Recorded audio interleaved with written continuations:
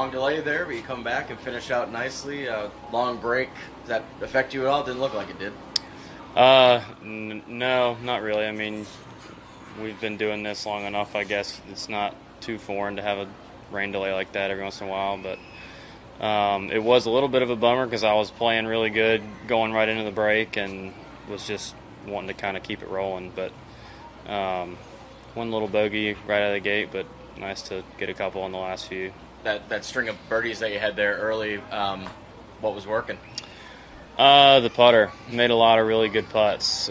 Something I hadn't really done the first 2 rounds, hitting it good, but not really matching up the line with the speed. Or I felt pretty good about my reads in my stroke, but I just wasn't doing a good job of matching them up. And how the course fare after the long delay? What were the changes out there? It was a little breezier, a little more wind, but it's really soft, and it feels like it's starting to calm down already. So I think there'll be some more birdies being made coming in. In this last month, JT, 62s, pair of 62s, a 64 today. Are you just kind of growing accustomed to going low? I'd like to think it was something that I'd already learned how to do a little bit, but it's just a culmination of the game kind of finally coming together. Every piece has been good. Ball striking is what it's been lacking probably in the last 12 months or so, and really since probably April it's been much better, and the putter is finally heating up, and that leads to a lot of birdies and low scores. What's the mindset going into the final round? I mean, I don't know what Scott's at right now, but I know I'm way back, so I need to try and shoot something really low and just see what happens. I think he's in a position where he kind of controls the golf tournament at the moment, and it's not playing too hard right now. So I wouldn't be surprised if he makes a couple more birdies coming in. When you're playing as well as you are right now, like what's the mentality heading into each round, or where's the confidence level, I guess, at knowing that you could post a nice number on any given day?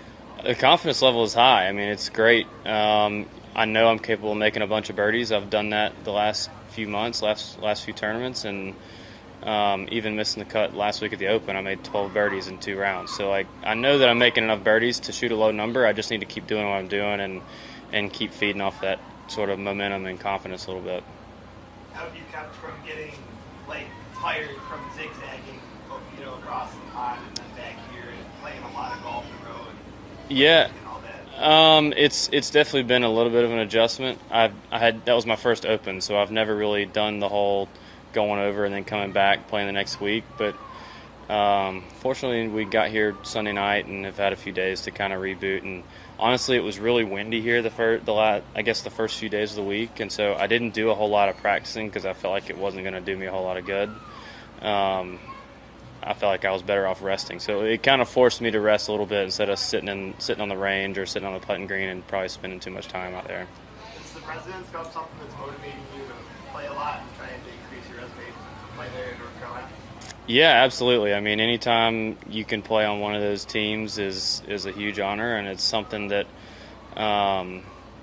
is definitely a goal of mine, a career goal of mine, is to play on one of those teams. And I know I've still got a lot of work to do to probably have even a chance of getting on that team, but I feel like I'm doing a lot of the right things. It would be really cool to play in North Carolina, an hour from where I grew up, but still a lot of golf to play before that team's set in stone, so I'm just going to try and keep doing what I'm doing.